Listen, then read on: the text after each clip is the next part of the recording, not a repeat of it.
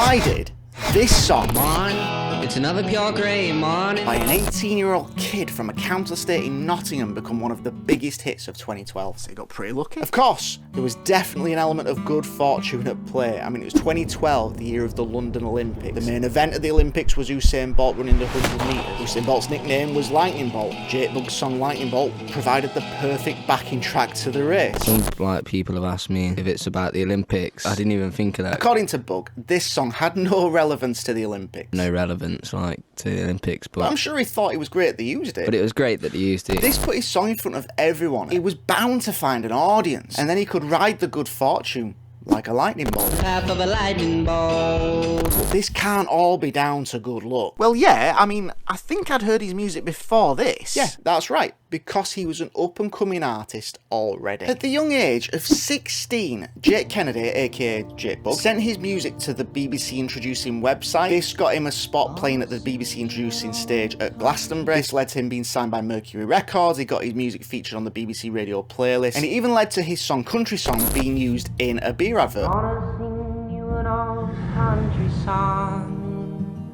From the heart. Putting yourself out there like this at this age takes real courage and confidence in your abilities. But when Lightning Bolt was used at the Olympics, this gave Jake Bugg a different level of exposure. And this exposure really doesn't mean anything if the song itself wasn't good enough to draw people in and to get people to ride the Lightning Bolt. In the path of a lightning bolt. Wasn't 2012 the year of Gangnam Style and Call Me Maybe and Someone That I Used to Know Likes, We Found Love, What Makes You Beautiful? Jake Bugg was a bit different to that stuff, wasn't it? Everything else at the time had this super polished sound to it, like it was trying to be perfect. And then this Jake Bugg song came out and it sounded raw and rough and full of personality. The song has a classic style of vocal delivery, very reminiscent of Bob Dylan, and it hints at old folk and blues traditions. His voice contrasted with the other singers that were around at the time, and so did his music. It stood out and it was simple. It has this upbeat, almost chugging kind of a feeling. It's led by Jake Bugg's acoustic guitar. It's just 3 chords: the 1 chord, the 4 chord, the 5 chord. Now, what kind of music do you associate with the 1, 4 and 5 chords? Blues and rock and roll. The main verse riff just cycles between these 3 chords. It goes from the 1 chord, E major, to the 5 chord, which they're playing as a power chord, so B5, going to the 4 chord, A major. These chords repeat through the verses, and it has a country blues kind of a sound, and this provides the perfect backdrop for the song's story. How does this song make you feel when you hear it? I suppose it gives me this boost of energy and it makes me feel a bit fired up, to be honest. The song tells the story of someone that's going through their life as normal but not wanting to be like everyone else that they encounter in their day-to-day life. People that don't want to take any risks, people who want to walk with gritted teeth,